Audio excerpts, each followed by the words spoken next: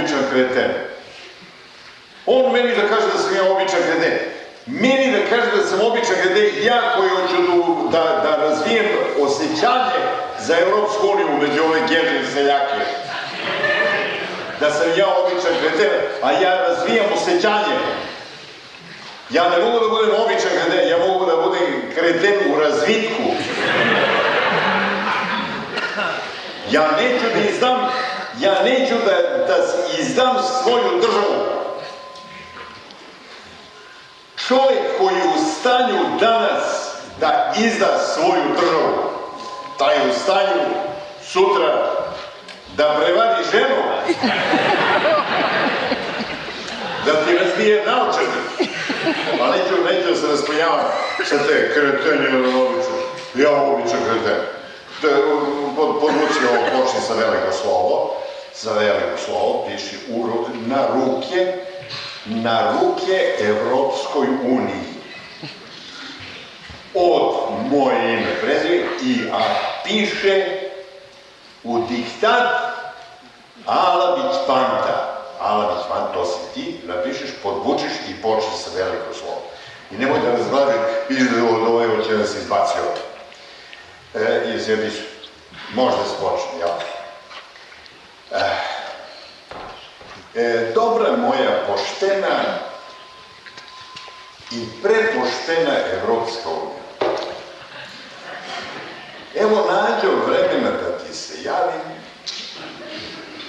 jer osjećam da ova naša stvar neće da giba kako valja, ako ja lično ne postanem predsjednik Srbije. Pazi, ja naglašavam ja lično. Zašto unio? Zato što je moja ličnost krađena. Krađena i prekrađena. I sad se u Skupštinu pojavi čovjek koji kaže, evo, zato što mi je ukrađa, ano, odluci ovo. Ali kaže, neću da se rasplinjavam. Unio.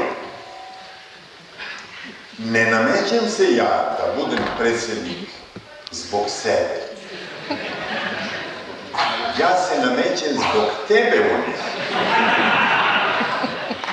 Jer osjećam da ako dođe neki drugi umjesto mene da bude predsjednik, da taj drugi neće da ume tako tebi, Unio, da podiđe. Tako, Unio, da ti ugađa i da ti se umiljava ovako kako bi umoj ja kada bi došao za predsjednika.